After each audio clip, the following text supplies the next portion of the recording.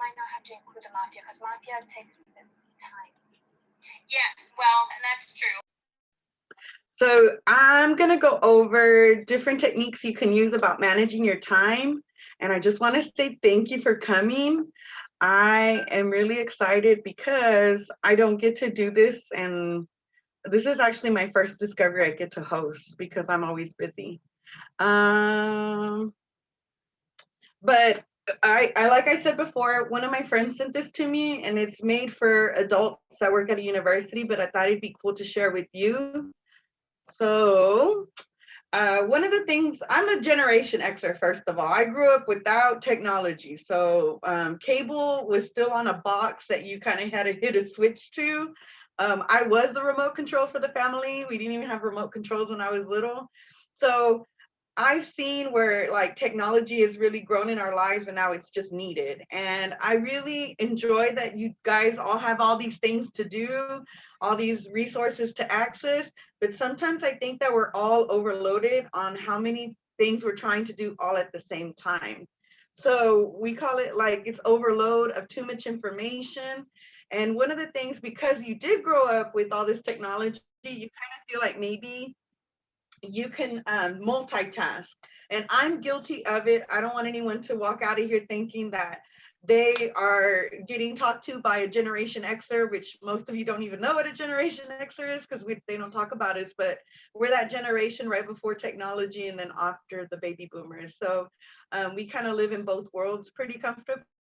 But one of the things that is a pet peeve of mine is when somebody thinks that they can listen to me and maybe like text with their friend, because we can't pay attention to too many things at the same time. You really need to focus on one or the other. So when you do the two things at the same time, you're really reducing your productivity by 40% because you're not paying attention to one and you're not paying attention to the other. So you're sending your friend these texts, but they might not make sense to you later on when you look at them. And then your boss is going to be really upset because you just ignored an instruction that was given. The same thing with your teachers, right? So they're trying to instruct you, but you are at home, they can't see you. So maybe you're on screen, but you're looking down all the time because you're in a chat with all your friends. So even though it's easier for you because you're younger and you grew up with this technology to switch from task to task, you're really reducing your productivity by 40%. And one of the videos talks about time and how it's related to money. So we want to kind of go over different techniques to help you multitask, but also focus. And I just want to start with, we have to accept I can't get everything done in one day. I have a little to-do list and you can see like I'll scratch things off. And the reasons it's in different colors is because I'll remember something or somebody tells me to do something and I'll add to my to-do list. So we'll never get done with to-do lists. There's always something to do. My mom always says that, and now I agree with her. But we're trying to juggle different information all at the same time. And this kind of will help you understand what goes before what. Okay.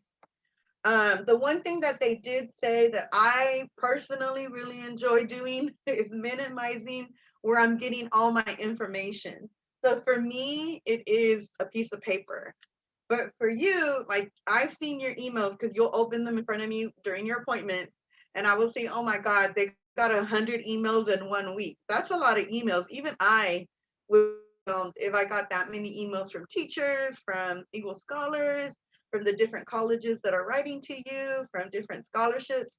They send you things in the mail. They will put Facebook ads, social media ads on Twitter and, Instagram. And so you can kind of get overwhelmed by all the different data that's out there. But for me personally, because I'm older, I always write down things to remember them. So for me, a little list that has everything to do um, will work. So you kind of want to look at all the ways that you're getting things and have one way. And so one of my scholars that's a senior told me she does not get on Facebook. Like, that's okay. So now every time I send everything to my scholars, my seniors, I also have to remember to text it to her because that's her gathering point, her text messages. But I do warn you for the Eagle Scholars, there's over 100 of you. So if I start making up different ways that I send different messages to everybody, then I can miss you. And it's, your responsibility to also go back to the Facebook Messenger. So just kind of keep that in mind. If your teachers or your counselor sends it all through your text messages, then check your text messages. If Eagle Scholar sends it through Facebook, then go through Facebook to gather the information. But just you need to keep a mental list of where your boss is going to send that information, or your teacher or your counselor. Because this isn't a program just for surviving high school and going to college. I'm also teaching you a life skill that's going to help you be employed and be a good employee. So just minimize your gathering points to something manageable. Communicate that to your teachers, your counselors, and say, hey, it works really well when you send it to me. We do everything we can to accommodate you. Just remember, we also are juggling a bunch of things. It can get lost if you make it too difficult for us. So if I send things out on an email, check your email once a week. You can set it to where your email will actually send it to a file or a folder, and it could just be Miss Lupe's emails, right? Or just your teacher's emails, or just your counselor's emails. But it'll minimize it to one location where I can do that, and then you have to check it once a week. Do you have any questions about this? Or Carla, do you want to add anything? It's really helpful, I guess, for me, organizing my emails, because I have like a ton of them from different places. I get work emails, I get dumb emails like from Victoria's Secret or like eBay. But I can teach you guys like later how to organize like emails. Like you can label them, and that makes it so much easier for me to like sort I through. hadn't thought. Yeah, I hadn't thought about showing them my inbox. It's kind of scary, but I could do the same thing too. Yeah. There are task lists on Outlook where you can make yourself a task list, but we'll talk about that later, or a notebook. So that's the other thing I have that is helpful for me. So every meeting I go to goes into this meeting book. And like, I'm very visual, and 70% of, people, human beings, are visual. So for me, every single day is in a different color, right? And this is how all my notes in college were too. I actually have a notebook I use for all my seniors. So all my scholars, I have a list here, and then every single day, like when I meet with them, I write it all down here, and it's in different colors. So if I met with them in blue, that's another day. If I met with them in pink, it's a different day. So it kind of helps me out, and it's all in one location, and it can easily be transferred somewhere else if I need it. But just think of everything has a home, and no visitors are allowed. So if all your stuff goes to your email, then if you use Facebook, for example, and everything has to go to email, you can send yourself emails so that you can remember, okay, I copied and pasted to my email, and I sent myself an email, and now I have the information that I need, and it's all in my email inbox. So just kind of keep in mind that, yes, you will have to go to Facebook through Eagle Scholars, but as you get older, you're going to use that skill to do that. And for us, our home and Eagle Scholars, if you haven't met your house, it is called CCP. So it has your calendars, it has text messages that your intern sent you, it has the emails your intern sent you, and it also has all your college information. As you become a senior, you're going to use it more. So your CCP home is your Eagle Scholar home. So everything for us goes to your CCP. Make sure you take advantage of it. It's a great tool. So when we're processing things that we have to do on my to-do list, for example, like where is my home? For me, my to-do list home is a little piece of paper that I have scattered around my little office space. And then what's my next step? So you think about, I had to set up this discovery. So that means I have to make a meeting room, and then I make a Facebook calendar that did not work, but that's okay. I also sent you guys reminders. I have to get my slides ready. I have to coordinate with Carla. So in my head, I'm making a little list of all that needs to be done. And it will usually go into my little red book. And in my book, I put little stars to the things I know I need to get done, so that I will remind myself, oh, look at that star. Did I do that? So you set that up. And then when will it be done? I know I absolutely had everything that needed to get done by 6 o'clock today, because I was presenting to you. So that kind of processing is what you need to be thinking when you're looking at your essays for, scholarships, your college applications. Everything has a process. And you need to ask questions if you don't know what the process is and when it needs to get done. And that goes on to the next slide. So when you're done creating like a list of to-dos and all the steps that need to get done and by when, you can pause, clarify, and decide. And when somebody tells you, oh, you need to do this, don't be reactive. Don't tell me, miss, I can't. Or miss, like I have too much to do.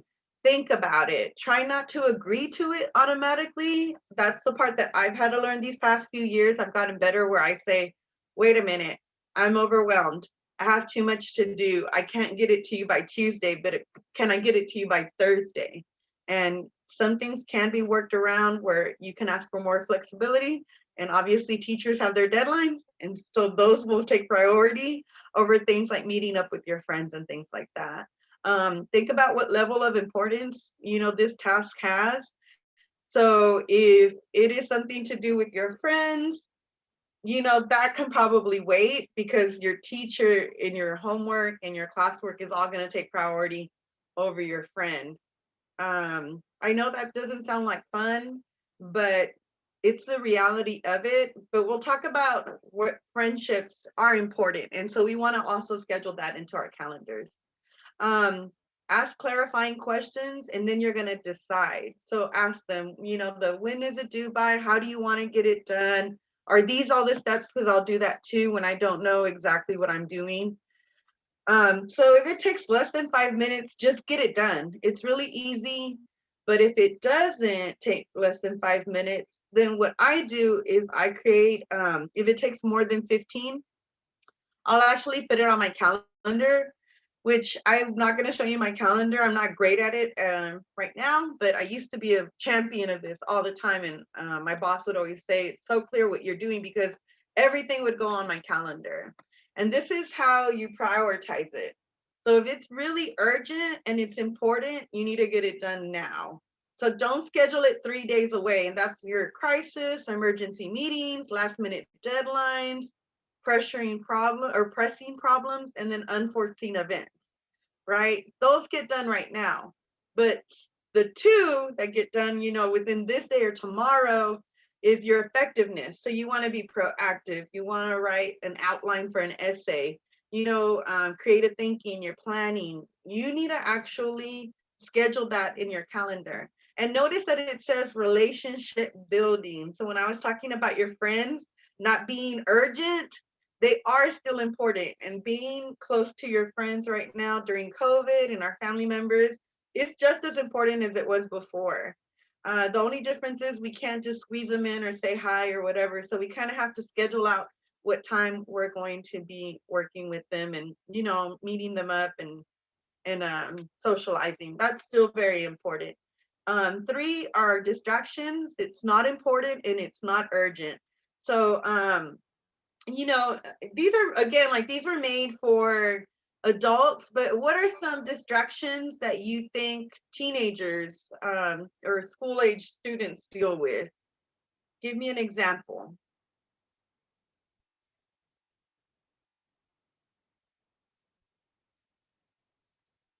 Oh, you're on mute.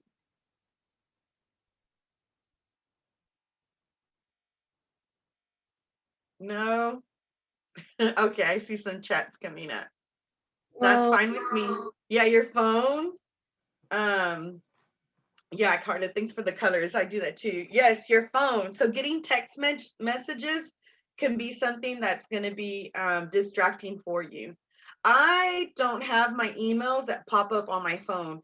I learned that a couple of years ago because my last job was really super stressful. So every email just kept popping up and popping up. And I finally just told my supervisor, you know what? I can't get my job done because I keep looking at my phone. So I turned off my notifications on my phone, but that means that I had a scheduled time to look at my phone, my emails, so I can answer emails. And what are things that are a waste of time? You could put them in the chat too. I put these, I mean, I didn't put these are office ones. TikTok. Yes. Mine is social media. It is such a waste of time sometimes. Anything else? No Netflix? Nobody does Netflix?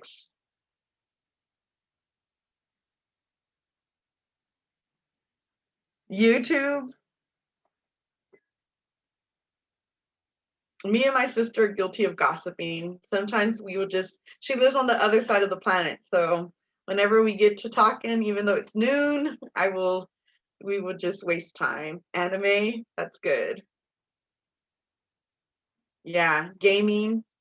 I mean, there's some skills in gaming. When somebody told me that there's a team, having a team, setting goals and things like that, but it can be a waste of time. I'm gonna let me look real quick. Sleeping, oh yeah, that could be one too. Let me see. Okay, so how do you handle external triggers that leads to distractions? We're gonna pause here real quick. I'm gonna we're gonna practice our newly learned skill or how we're labeling things with Carla. She came up with the list for us. I have not seen the list, but you're gonna label it based on what I just showed you. Let me go over it one more time. Oops, it closed the whole thing, but you're gonna go over this list with her. So either something is urgent and important, or Q2, it's urgent and not urgent, but it is still important, or it's not important and it's urgent, or it's not urgent and not important.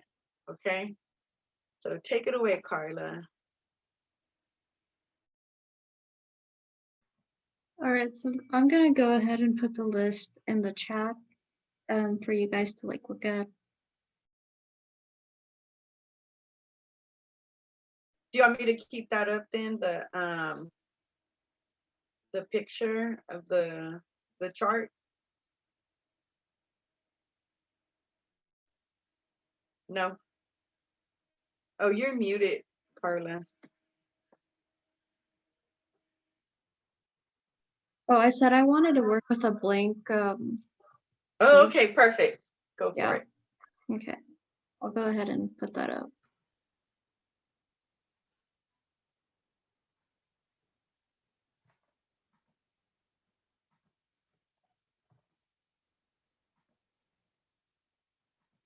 Hopefully I do it right.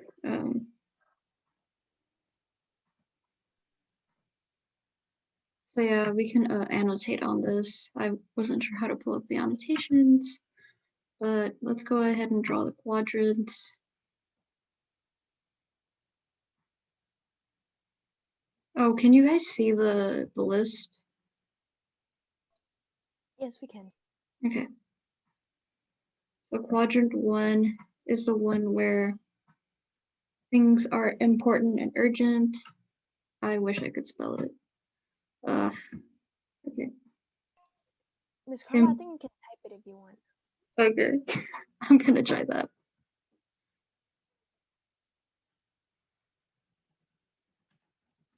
Okay, that's a good idea, actually.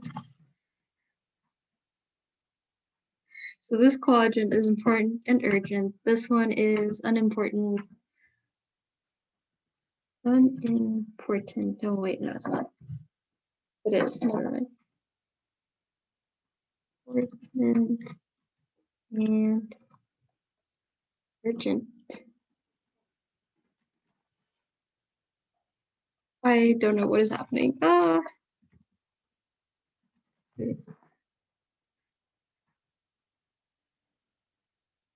This one is also unimportant and not urgent.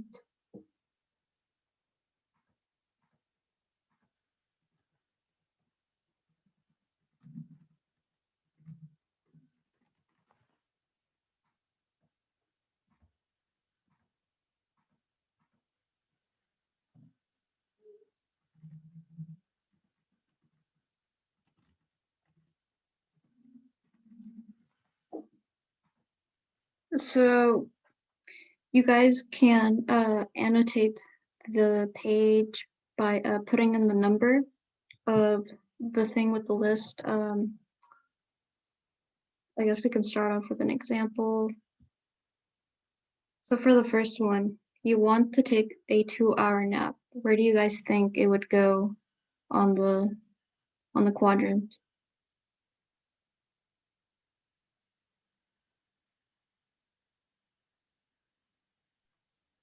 Well, to me, I think I'll put it in important but not urgent. Okay. I think that sounds like a good idea.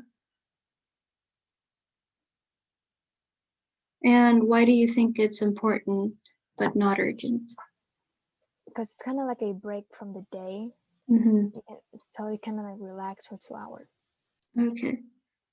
Actually, yeah, that does make sense. I would have thought it wasn't unimportant and not urgent, but now that you explained that to me, I can see it being important, but it's like not urgent. Trying to.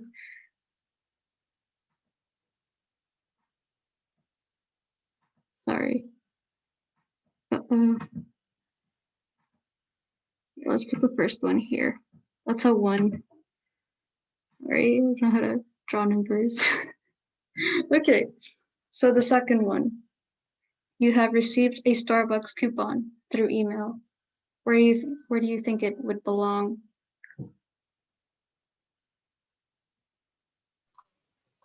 Unimportant and not urgent.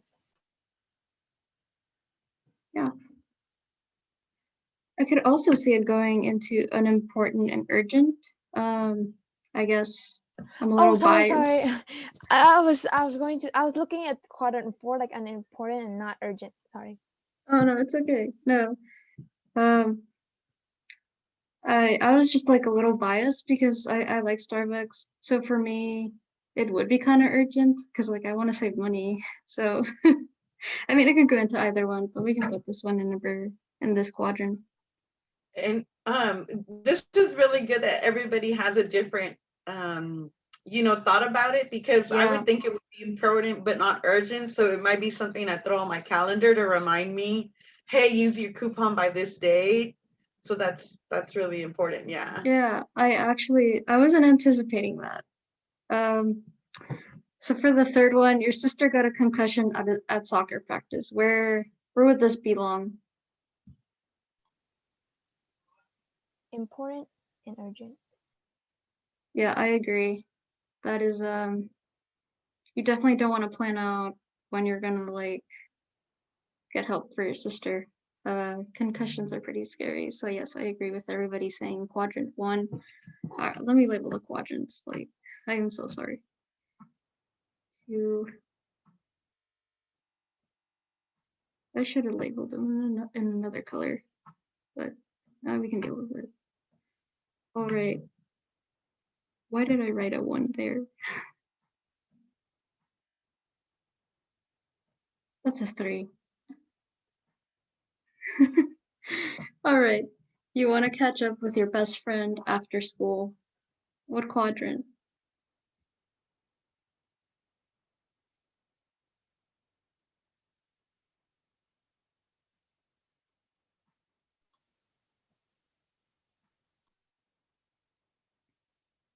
I see you guys are saying number 2. Does anybody else think differently, or do you agree? I agree with them. Yeah, I agree with them too. I would have thought it was unimportant but urgent, but since Lupe mentioned that it's important to like build up relationships with people, then yes, it makes sense that it would go here. It's supposed to be a 4. Okay. No, a 5. No, that's a 4. Sorry. Okay, number 5. Your friend updated their status on their Spotify Wrapped for 2020. Where would that go?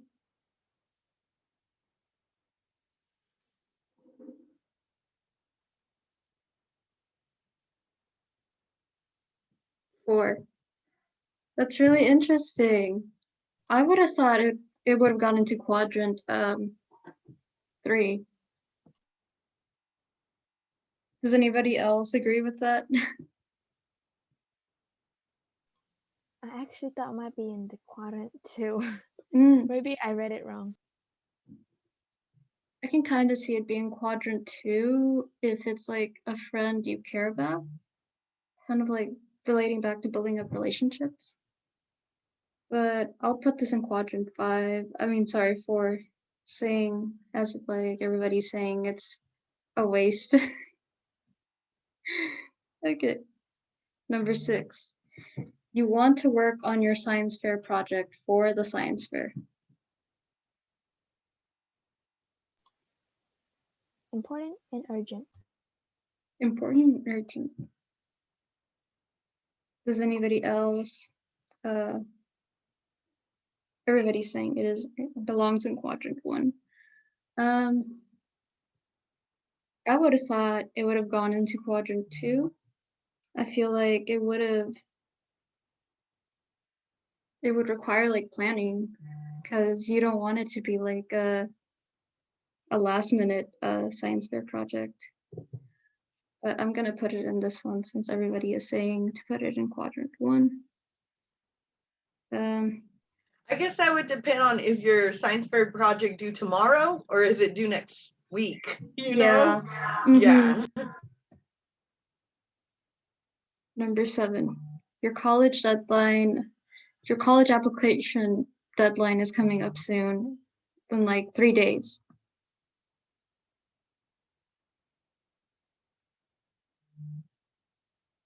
Yeah, I would agree it would go into quadrant 1, but I feel like you could also make an argument that I would go into quadrant 2. What do you think of that, Lupe? I think 3 days is, if you need essays, then yeah, you need to put it in 1. But if it's just filling out a quick app with no essays, it might go in 2. It's not that urgent. So it just depends on your application. Yeah.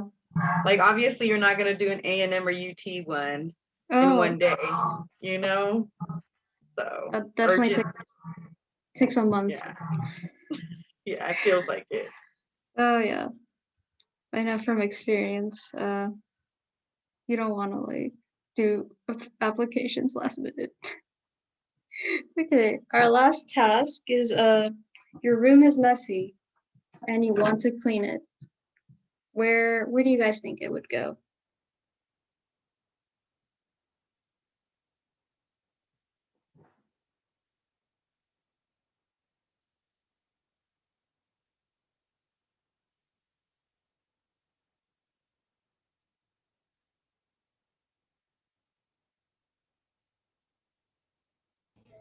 Two or three? Number 3.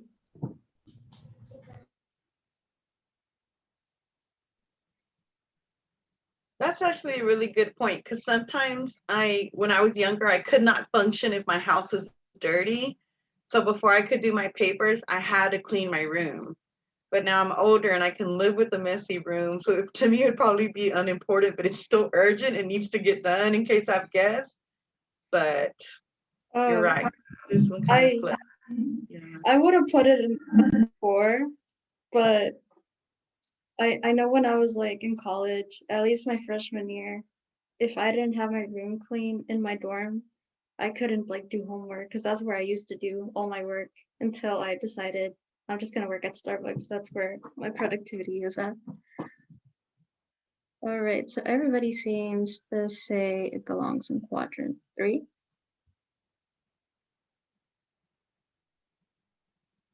Okay, Yeah. as So you this can is see, yeah, go ahead. yeah, yeah, people have like many like different opinions about tasks. I thought it would be really straightforward. Um, but everybody's like thinking and like giving me their reasons for why they think certain things belong in certain quadrants just made me, I guess, it like challenged my thinking. Hmm. And I think for me, it also just reiterates what I always think. I can't get mad at you because you decided to do something that I didn't think was important, right? So me and my brother can get upset because for me, he's going to the gym too much. Like he always goes to the gym, but when we sit and talk about it, it's really because my uncle is really sick later in his life, and he doesn't want us to deal with all the things that my uncle had to deal with. But so, I can't get mad at him for wanting to be healthy. It's not a vanity thing for him. So on the next slide, we talk about external triggers that lead to distractions. For me, it's turning off my cell phone, turning off the notifications on my cell phone. So I also do not get notifications for Instagram. I don't get notifications for my Facebook. All my notifications except for Snapchat are off. And the only reason I keep Snapchat is because my sister, like I said, lives out of town. And she knows, like, if she wants to get a hold of me for something funny, then that's, how it's her go-to. But I keep it very limited. That's the only thing that should be popping up on my calendar. Okay. So we're going to talk about important things in our lives. I don't want you to think that I'm going to be mad or upset when you tell me, well, I want to socialize with my friends. That's not what I want you to tell me, like to think that I don't want you to, because those are important things. And this next quote is really good for that. The key is not to prioritize what's on your schedule, but to schedule your priorities. So, it's important to be social. It's important to have friends, but it's also important to get rid of this. It's also important for you to have, be a well-rounded student. So we need you to be part of clubs at school, even though it's COVID and it's all online. There's still some things that you can be a part of, such as these discoveries. So make sure that you're keeping track of all this, because it's going to keep you well-rounded and it's going to help on your college application. So we want to schedule things like volunteer work and things like that. And how you're going to do it is you're going to plan ahead of your week. So when you're looking at that list that Carla gave, you're going to use that chart, but you're going to figure out what are your big rocks. So schoolwork should definitely be your big rocks right now. The smaller things that you could fill it in would be the clubs, right? If those are big things, like you want to go to a big university, you want a lot of scholarship money, then we're going to make something that's smaller for other people bigger for you. So you're going to make it bigger. Time with your family, or maybe if you enjoy, I crochet, I watch movies, I watch documentaries. Those are not just things that I do just because it makes it's to take up time. For me, some of that stuff is to relax my brain. And so I want to schedule that. So that might be another thing that's important to me. So kind of make a list of your week and see what's really important, but you want to leave space for pebbles. So, my brother will ask me to go to his house and have dinner with my niece and nephew. And that's really important to me. So then I, make sure that I schedule that time if I can. I really like this video. So I'm going to stop sharing this one and then share the actual video. Me and Carla, oh, wait a minute. I need to make sure the sound is going to come up. Me and Carla did this earlier, and I thought it was pretty good because it was on point. Okay. Calendar is a critical tool. I really like this because, and I'm going to stop sharing. I really like this because I use this for work all the time. Okay, so, if it isn't on my calendar, I tell my family all the time, I can't do that. You didn't tell me. They'll always ask me to babysit or do something for them, and I can't do it. It's not on my calendar. It's not going to happen. My friends know that too. So for me, when I switched to this job, I used to have everything on my cell phone, but now it all goes on my CCP, and my CCP is open on my phone, because for me, the CCP doesn't sync into my Outlook like it used to be instant through my work email, but now it doesn't happen. So I've learned, okay, everything needs to go on CCP, and I label it private when it's private. But learn to use a calendar and stick with it. And like I said, the same thing about your information coming in. Use just one calendar for your information that you're gonna schedule out. Don't have your Outlook calendar and your Gmail calendar and your work calendar and your school calendar in all different places. Sync them all into one calendar, because you will miss something. I can guarantee it, because it's happened to me. Right, Carla? Yeah. And then we're almost done here. because I want to respect everybody's time and give you time to ask questions too. So use your calendar instead of a to-do list. Like you said, if it takes more than 15 minutes, block it out on your calendar. Just like he said, you want to spread it out. I'm guilty of scheduling everything back to back, but if I have a day that's really intense, I try to have a day that's not heavy on appointments. So I will actually go in my calendar and block out personal time so that scholars can't make appointments the next day back to back to back, because it's important for me to have balance in my life. And the same thing with Zoom's calls and Zoom, we can get zoomed out by the time 6 o'clock rolls around. But if you spread it out and maybe do something in between to relax your mind, you'll feel better by the time your next appointment comes around. So what my brother does, because we live next door to each other, I'll go over there and I'll see that he's gaming with his friends in the middle of the day. And he'll tell me, I just had a 4 hour like meeting and he just needed to relax for 20 minutes or 30 minutes and then he goes back to work, but it's all scheduled. So make sure that you treat it like that, and commit to something. If you're going to do something for 2 hours, do it for 2 hours and then take a break. Okay. So we're all working remotely. So whether you're in school or you're doing it for work, just remember that you need to stick to a defined schedule. It'll help you balance out your day and kind of know what's coming up. Use the same space consistently. So don't do a 9 o'clock day all the way to 5, and then the next day start your day at noon and go all the way to 8 o'clock. Like, your body needs consistency as much as your mind. Noise canceling headphones or earbuds always helps. I don't have a dog, but my friends or my coworkers would, and I would hear their dogs. And when they use their headphones that they bought us for work, it was very convenient. So if we provide that for you, try to use it. It's going to help you as much as it helps us. Set physical boundaries if you can. I know it's really hard when you're living at home with everyone else to have an actual boundary.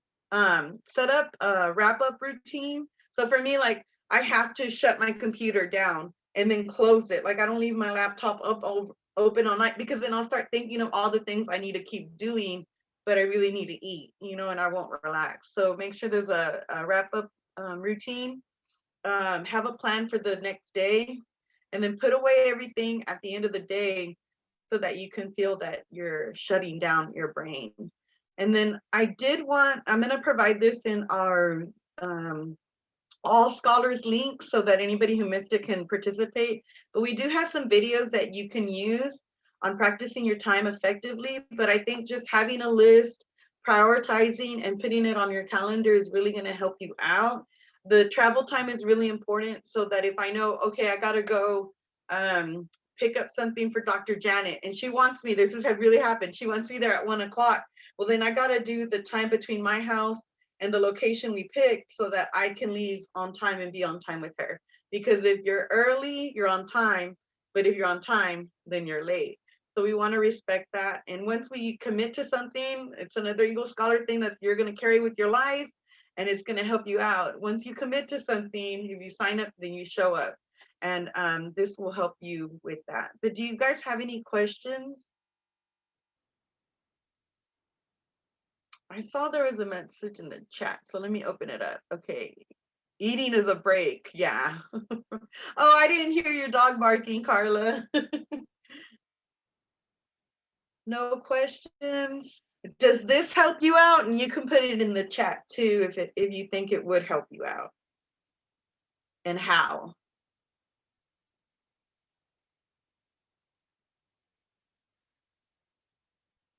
No. Y'all are so quiet. I can go. I think this really helped me out because it's like I do know like those quadrant and all, but I didn't really think about how different putting in calendar and then doing the to-do list is so different. I thought they're like the same thing. I thought, oh, it's the to-do list and calendar go together, and so it was something new I learned today that I think was really impactful to me. Good. Thank you for sharing. Yeah, I agree with that.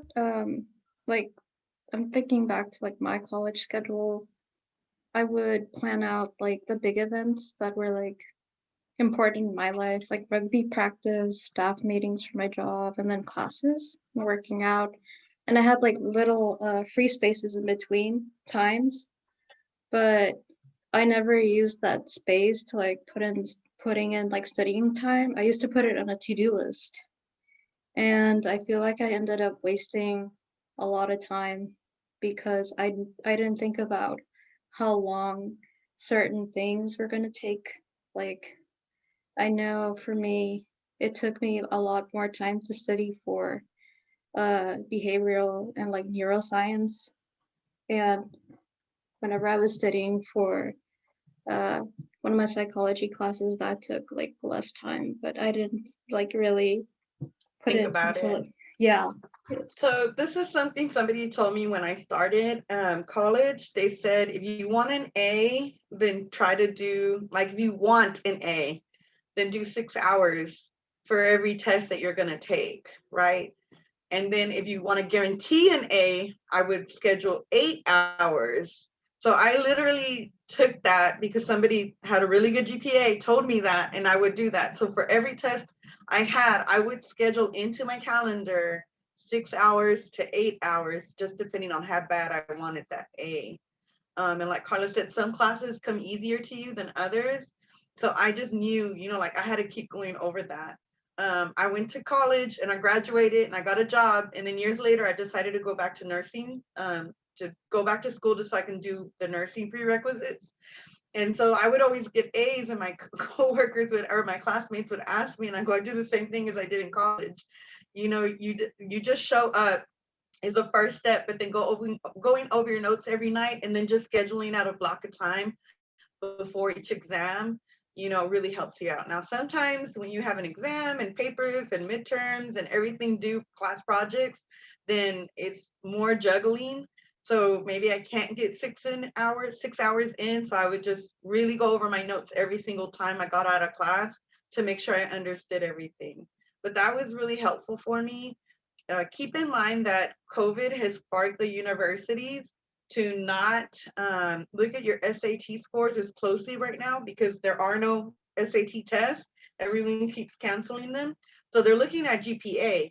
So if you're a freshman, sophomore, or junior, and you're thinking, oh, I want to go to this university or that university, it would really benefit you to have a good GPA for your college admissions and your scholarships.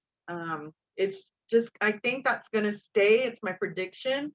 So you'll be seeing universities say we want like the top 25%, but if you don't have that, then we want a 3.5 GPA, which is about a 90 or so. There's charts that convert your GPA, but it is on your transcript either way, so your counselor can give that to you. So just kind of keep in mind that when you're scheduling these things, also have grace with yourself. If something is important to you, then say, okay, for me it's crocheting, or for me it's embroidery work. I have to schedule it out. But if something else comes up and I had to do it, like meet with scholars, then it's okay. Like I will eventually get back to crocheting, or right now my project's breaking pecans. I have to tell myself, it's okay, Lupe, you didn't finish your bowl of pecans today, but tomorrow is another day and we'll conquer that. So, kind of when it's urgent and important, it's urgent and important. You got to do it. One last thing, I don't know if you've seen this, so I want to make sure you see it. When I was telling you, my calendar is always up. This is my CCP calendar and everything does go on it. So when you're on your dashboard for you, up here, it'll have your calendar. And I do personally recommend you put everything on your calendar. When something comes up at work, for example, I won't remember, but I was really good about going back to my calendar and seeing everything I did that day. Um, Also, when you're a senior and you don't remember, I volunteered for this. Well, I have told seniors, well, did you put it on your calendar? Yes. And then they will go back to their calendar and they will see how many times they did that volunteer work, or how many times they, how many times they went to tennis practice. We can keep track of how many hours, how many weeks when you do that. If you never do it, then I can't help you, right? So it's helping your future self, your future problems. Um, On CCP, I don't know. So for me, I just put private, and then in the notes, I would hope that anybody who has access to my calendar can't see it, but I can give you an example. So for my birthday, I let me see, hold on. I think I put it in here. On my birthday, I kept that. I just left myself a note. So like my birthday's November 6th. Oh, I took it off. This might not be my calendar after all. It's Daisy's. So let me take her off. Okay. So on mine, like it was my birthday weekend and I just put it here and then my Outlook put what I actually put on there. So I put that to make sure that it was blocked out so nobody could see it. On Outlook though, it does have a little private thing. So my staff couldn't see I would put lunch and I would make it private. And that way my staff wouldn't see who I was having lunch with because, that was something private. So that's a good question. Mm-hmm. Yeah, I got on Daisy's calendar. But I mean, she didn't have anything inappropriate, thank God. So you're good. Anything else? Oh, Okay. the same is I asked that because like as you know, I take care of a lot of things, and especially these days, I have so many appointments to help my parents go because I help translate. And like thankfully I learned to use, the calendar because I did not know at all, and then I learned that from Eagle Scholar, so I'm very thankful. But then I was like, is there supposed to be, a quicker way than rather me just adding it, because on CCP, once we write it on there, it's there, and we can only like go back to CCP to fix it. I mean, like I can't, delete it, delete or anything like that from my regular calendar. So I was asking like, can I private it? How did she do that? I was asking. I put it on. So I have my private calendar on my phone through Outlook. That's what I prefer using. If you're gonna do that, as long as you will always have access to it would be my warning, because a lot of my teenagers, it was not just Eagle Scholars, it's all my young people, they will have an email and then they're like, oh, I don't, my boyfriend bothers me on that. So then they'll make a new email. My dad will forget his password. And so he'll just get a new device and he'll, when he upgrades phones, he'll get rid of that email because he doesn't remember the password. And now you don't have access to that calendar. So as long as it's the same calendar, you will always have access to, and you know your passwords. So I don't know if you know this, on CCP, you can put your keychain and the keychain will have your password. And so that has been so helpful for my seniors, because I will say, is it in your keychain? And the interns are doing such a good job of teaching them that skill that they'll go, oh yeah, and they'll go back into their CCP, look up the keychain for the password. So if you're going to use your Gmail calendar, make sure your Gmail password is in your keychain so you can go in there and grab it later if you change devices. I used to also have them like take a picture of the passwords they would make up. And Dr. Janet said, she's right, they'll change devices. And if they didn't get uploaded to their cloud, then you lose that picture and we don't know your password anymore. So that's kind of why I prefer the CCP. But if you want to keep really private stuff private, which we respect, then go ahead and put it on your, your devices or your Gmail or whatever calendar you're using. Just remember to keep the password, because that's where you guys kind of have problems. But thank you for sharing that. Anybody else?